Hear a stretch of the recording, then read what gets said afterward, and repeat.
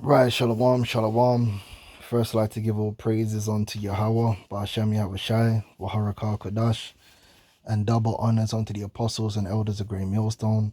And honors to you brothers out there in the highways and the byways, teaching this word in all sincerity and in truth.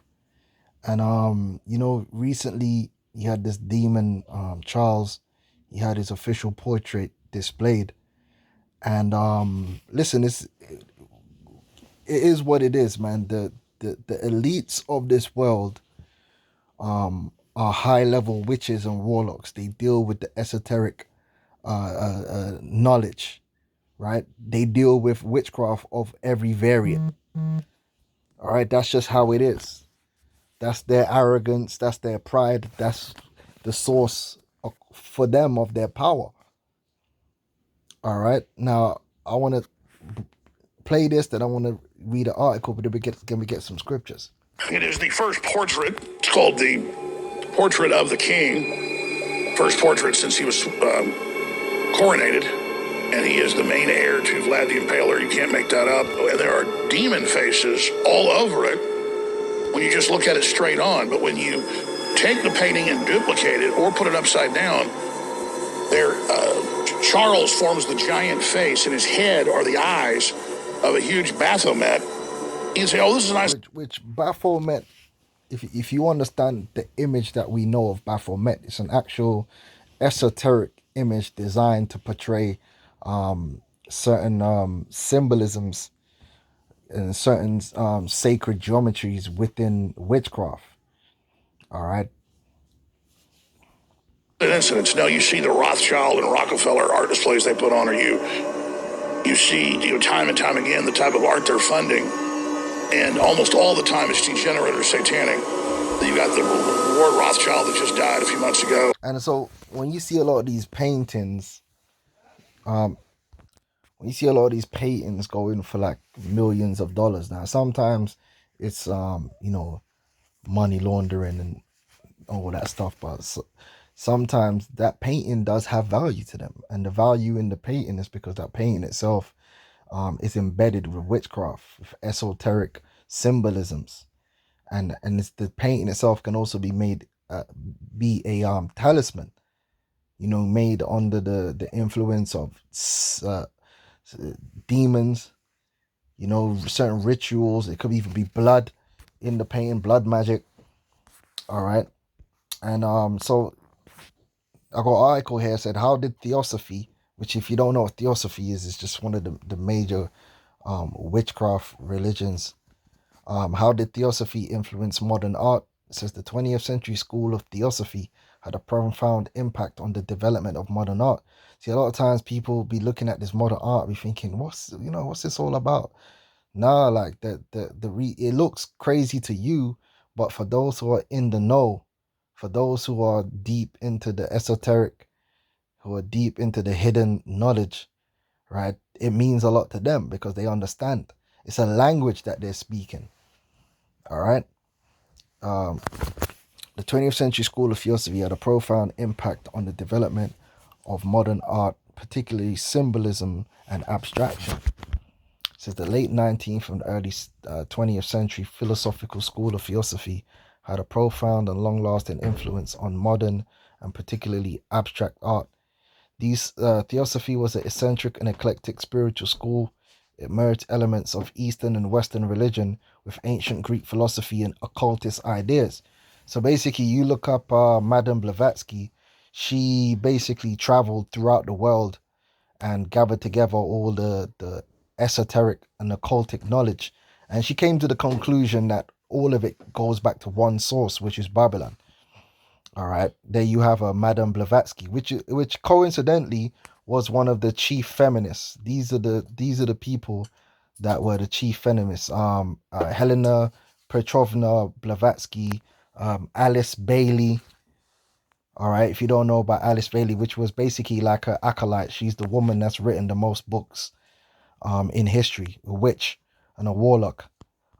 These are the people that have influenced this society. It says one of the founding figures of theosophy, Helena Petrovna Blavatsky, lived in New York. See, theosophy was heavy in New York.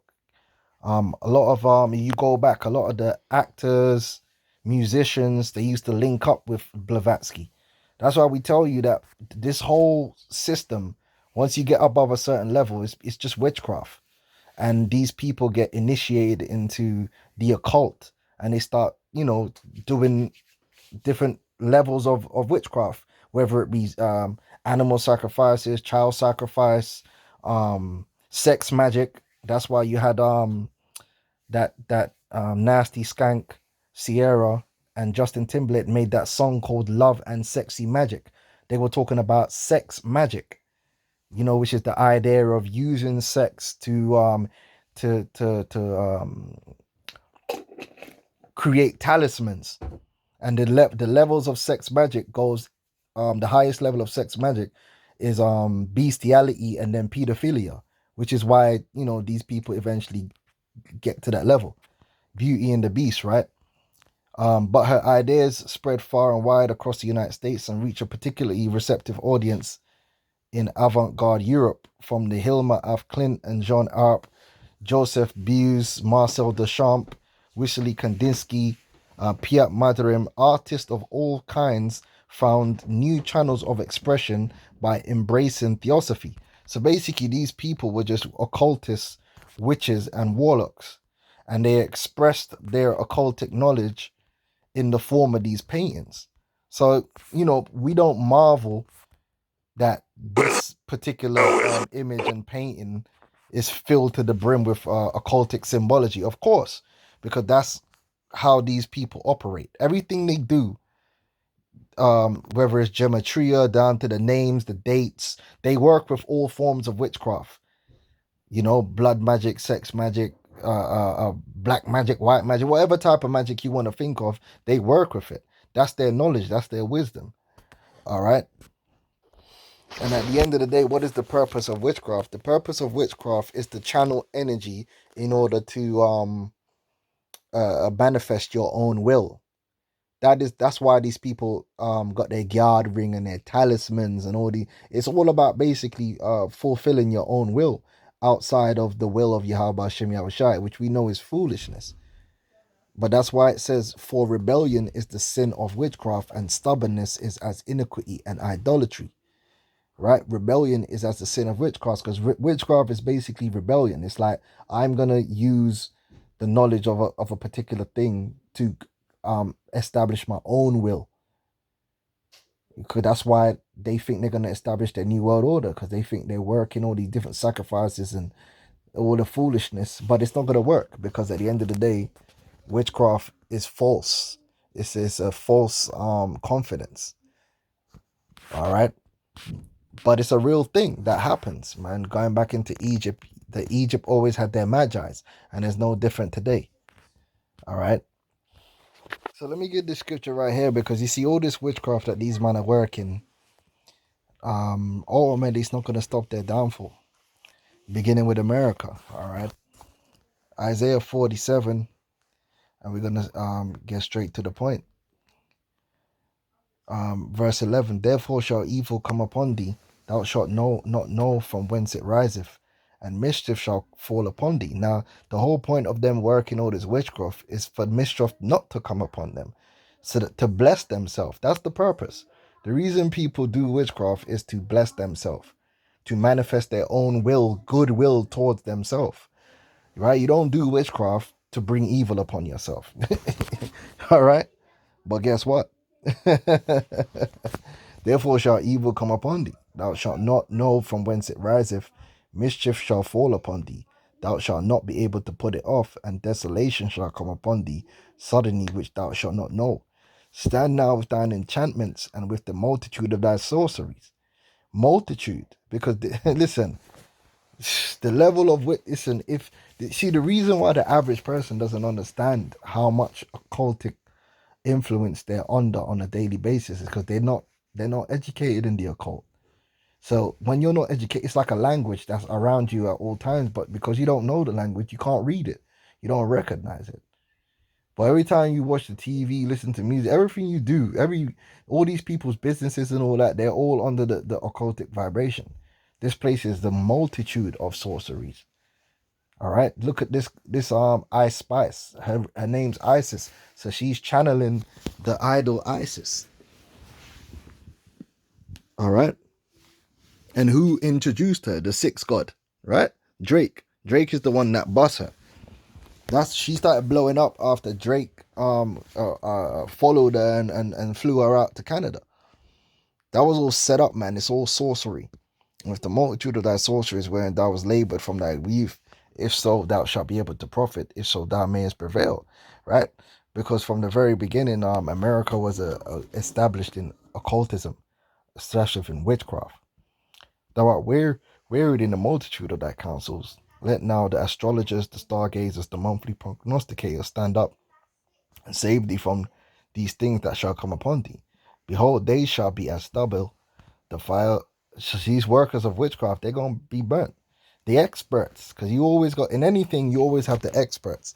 Like these celebrities, they're not the experts. They seek to the experts, right? There's actual high level witches and warlocks that advise these people. All right, behold, they shall be as stubble. The fire shall burn them. They shall not deliver themselves from the power of the flame. There shall not be a coal to warm at, nor fire to sit before it. Thus shall they be unto thee with whom thou hast labored, even thy merchants from thy youth, when they shall wander every one to his quarter, none shall save thee. So these devils, beginning with America, are through. You know, all this witchcraft that they've been working at, first of all, there's no enchantment against Jacob. So the elect, then, well, the MOTB is occultism. When you really break it down, it's a blood pact. It's blood magic. You know, the MOTB is witchcraft. They ain't gonna be able to apply that to the elect. You understand? They're finished out here. There ain't no enchantment against Jacob. All right. The counsel of the Lord, that's what's gonna stand, not the counsel of occultism, the counsel of witchcraft, man. All right. So bun these fools and bun him and his stupid little painting, because they ain't gonna do nothing. He's still going down. So if that, I'm gonna say shalom.